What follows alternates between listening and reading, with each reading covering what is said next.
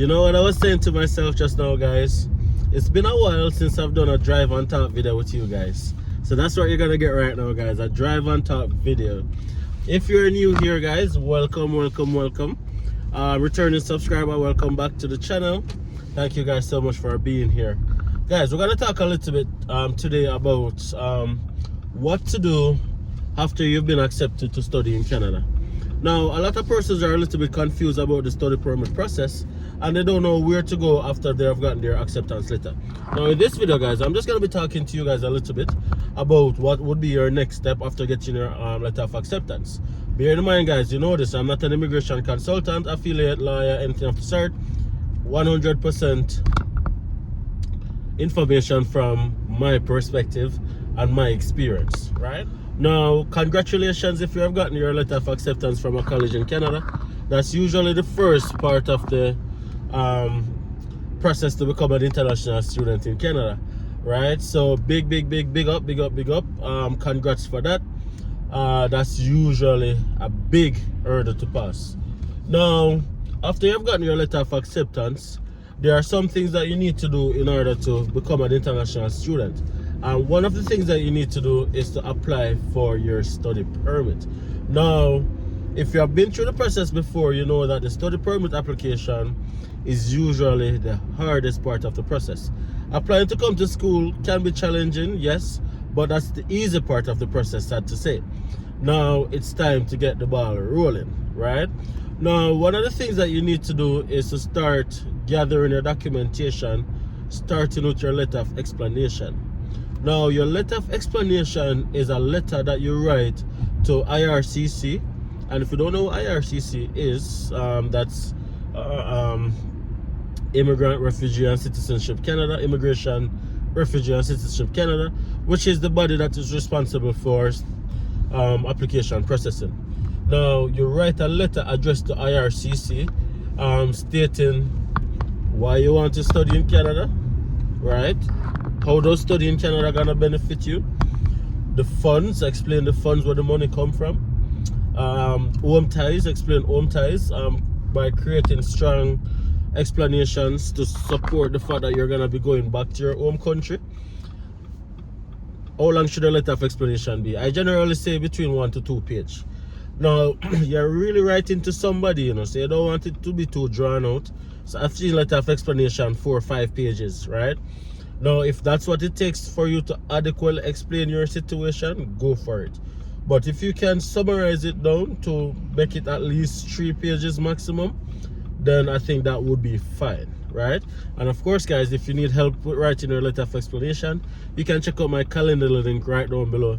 And also, guys, if you need to connect with me on a one-on-one basis, check out my calendar link right down below as well. Now, after your letter of explanation, you're gonna want to make sure that you have your bank statements, right? Now, the bank statement based on IRCC standard is the last 3 to 4 months of transactional statement. Now, what they want to see is money. They want to get a demonstration that the money that you have, that you're showing for proof of funds, actually belongs to you, right? They want to see that it's your money. So even if there's a lump sum deposit, explain it into your letter of explanation so that they can see clearly where that money comes from and that you will have access to it. Because a lot of times persons use deposit lump sum in their account and they don't explain it, and then IRCC just says not enough funds because they don't believe that the funds belong to the individual. So explain the funds as best as you can, right? 3 to 4 months out of bank statement. Now, depending on the country that you're coming from, if you're from Jamaica, you're gonna need a police certificate or a police record, as we call it in Jamaica, right? If you're married, you're gonna need a marriage certificate. If you're in a common law, you're gonna need a common law declaration form, your passport, of course, and if you have any assets. Guys, there's no such things as too much documentation, right? So you start gathering the documentation, including all your previous qualifications, right? So if it is that you have a bachelor's before, you're gonna attach that. Attach everything down to your high school report if you can find it, right? That's what I would say. Attach every single thing, cause that's what I did. When I was submitting my study permit application, guys, I submitted down to my grade 9 report. Because at the end of the day, you have to demonstrate as well that you are a legitimate student, right? That you're gonna be going to school. Now, all of those things, guys, submit all of those documentation or gather all of those documentation, and then you're gonna create what is called a GC Key account. Now, the GC Key account is the online portal that IRCC use or allow persons to submit their applications. Visitor visa, work permit, study permit, it doesn't matter.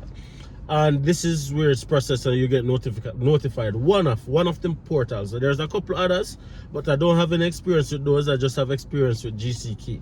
So you're gonna create your GC Key account, right? Now, creating your GC Key account, you can start your study permit application, and then you have 60 days after starting it to complete it. So there's no real rush for you to submit it.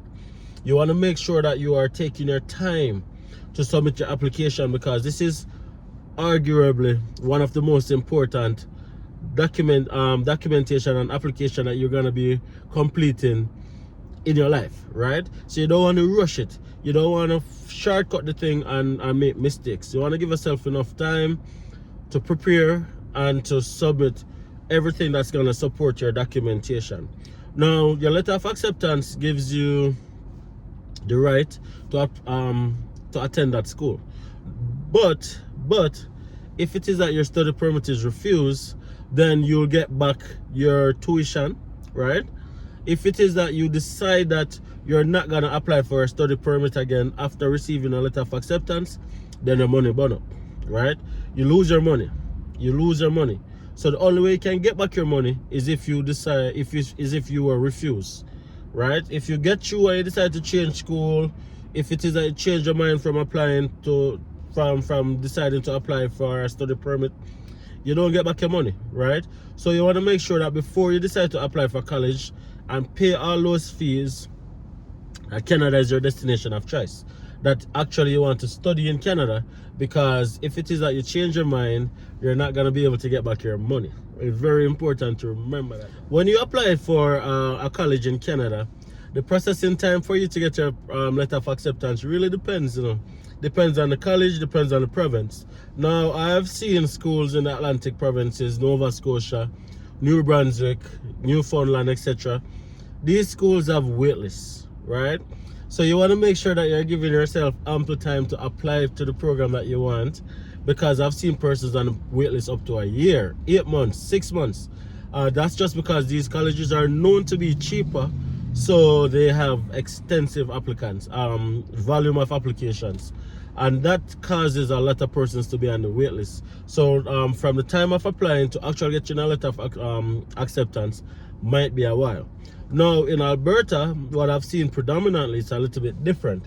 Now, your processing time for the college in terms of application submission to letter of acceptance can probably take up to a month to a month and a half, right? So different provinces, different processing time.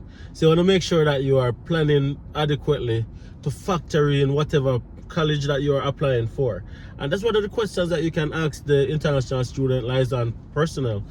How long does it take for me to get my letter of acceptance? How long does it take for me to be admitted or accepted to the program, right? And then they can give you an idea so you can start planning. While you are waiting on your letter of acceptance, start gathering your documentation. There are some things that's going to take some time.